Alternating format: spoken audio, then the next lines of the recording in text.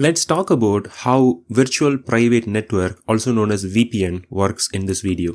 But before understanding how VPN works, let's understand how VPN came into existence. Imagine that you have two corporate offices, they are physically separate. So one is in New York, for example, and the other one is in London. Now, these corporate offices have network of their own, but they need to be connected together. So we have one office in New York which has a network, and we have another office in London which also has a network. Now, because this is the same company, these networks need to be connected somehow. Okay, so this is like a typical wide area network scenario. So before VPN, the way to achieve this is by using some sort of private line. So you'll have either leased line or dedicated line. You'll have some sort of private line which will be connecting these two networks. So traffic from this network can flow here, and also the traffic from this network can flow here. But this is an expensive option because you need to have a private line between your offices, and if you have more offices, you need to have private lines between those offices as well. So it is going to be an expensive option, and also the bandwidth is limited because the bandwidth is limited by the bandwidth of the private line that you have. Okay, if you want to increase the bandwidth, then you need to upgrade your cables, which is going to cost money again. So, but this was the only solution we had back then, and we did not have any alternative. While this was happening, internet was growing at a rapid pace, and internet's bandwidth was growing continuously, and it was getting cheaper as well. So people thought that if they can find a way to use internet to connect these two offices rather than using the private line, then it is going to be cheaper, and they'll not be restricted by the bandwidth of the private line as well, right? This is the introduction of virtual private network. So in virtual private network, we'll be connecting two offices over the internet, and we'll have something like VPN gateway in both of the offices. So in here we have one VPN gateway which is connected to the internet, and on the other office we have another VPN gateway which is connected to the internet.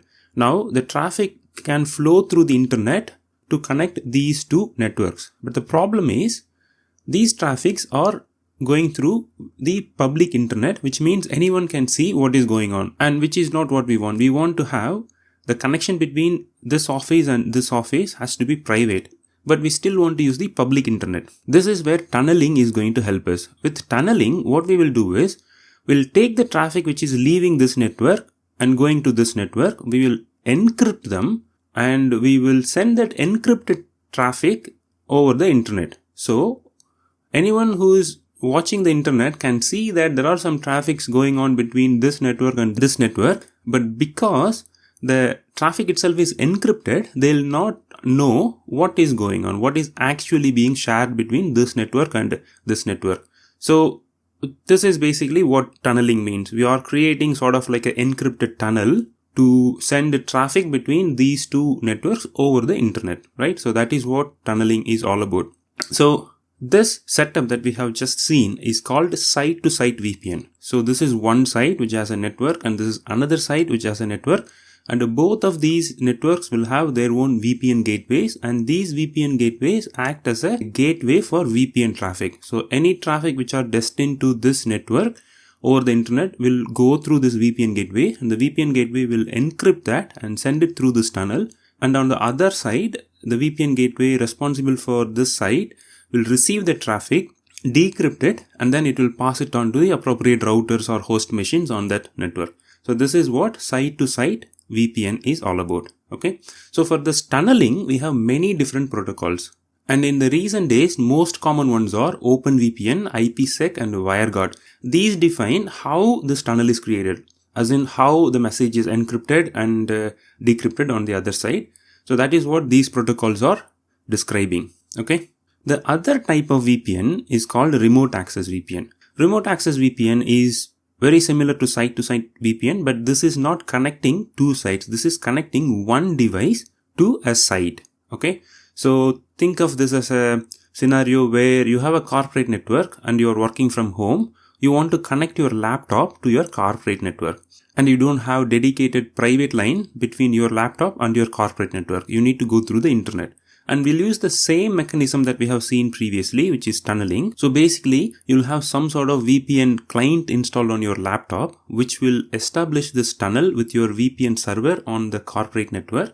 and then the communication will happen between your laptop and the corporate network as if they are part of the same network, right? So although they are physically separate and the communication is happening over the internet, once you have connected to this VPN server in your corporate network, your laptop will be treated as if it is part of that network itself. So it can access all the local resources and it will be able to access any of the private servers which are part of that network, right? So that is what remote access is. And a slight variation of this remote access is called personal VPN. And this is where you'll be connecting your devices, for example, mobile phones, laptops, and other internet connected devices to a VPN server to access internet. So rather than accessing the internet directly, you'll be using VPN server to access internet. So this is especially useful for privacy. For example, if you want to hide your IP address, also known as IP masking, this can be done. And this is also useful for any geo restriction. For example, if you can't watch your favorite Netflix program from one country, you can switch your IP address to make it look like you are from another country where that particular program is allowed, for example. So you can do all those kind of things with this personal VPN. So the way it works is, you'll have some sort of VPN client installed on your mobile phone or laptop, and you'll be connecting to the VPN server using that client. Okay. When you are connecting, you'll be able to choose a particular VPN server that you want to connect to. For example, the VPN service provider might have many different IP addresses spreading across different countries. You can choose which country's IP address you want. So once you have selected the IP address that you want to connect to, the client will connect to the appropriate VPN server. So thereafter, any traffic that is leaving your device will go through the secure tunnel to the VPN server, and then the actual internet activity will happen from the VPN server itself. For example, when you're trying to access google.com, the request first get encrypted by this VPN client, and then that encrypted traffic will go to the VPN server. The VPN server will decrypt that traffic. Then it will see that this is a request for google.com. So it will forward that to the internet. But this time the VPN server will set itself as a sender of that request. So for anyone intercepting that message over the internet, will see that this is a traffic coming from this VPN server. So they'll not know that this has actually originated from your machine. They'll only see that this is a traffic which is coming from this VPN server.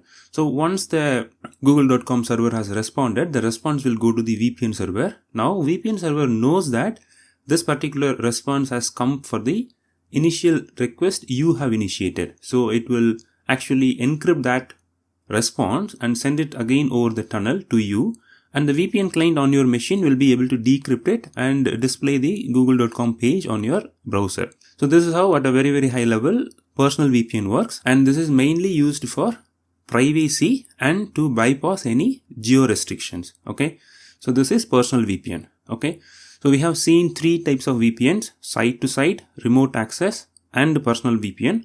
All of them works using the same underlying technology, but the use cases are different. Okay, all of them uses some sort of encrypted tunnel to send and receive private messages over the internet. Okay, so that is all I wanted to talk about VPN.